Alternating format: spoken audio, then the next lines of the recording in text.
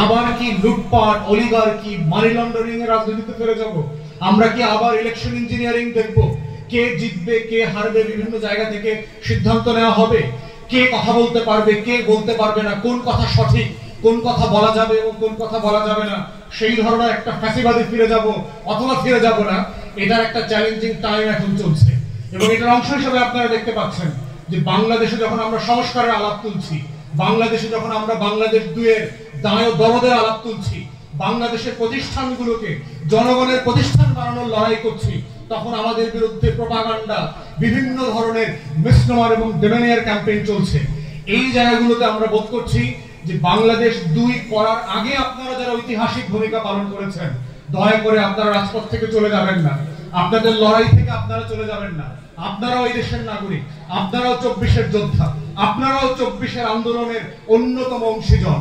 অতএব বাংলাদেশ 2 গড়বার যে চলমান লড়াই আছে, সেই লড়াইয়ে দায় দরদের রাজনীতি আমাদেরকে তৈরি করতে হবে।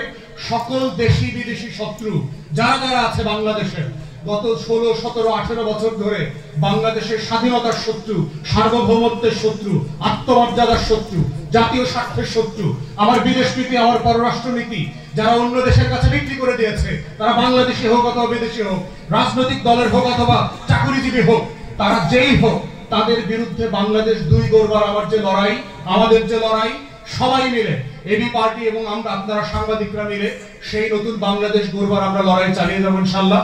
সবাইকে অসংখ্য ধন্যবাদ। বিভিন্ন জায়গায় স্লোগানের মিছিলে, রাজপথে আপনাদের সাথে আমাদের সাক্ষাৎ, মিলন মেলা চলছে এবং চলবে। আসসালামু আলাইকুম।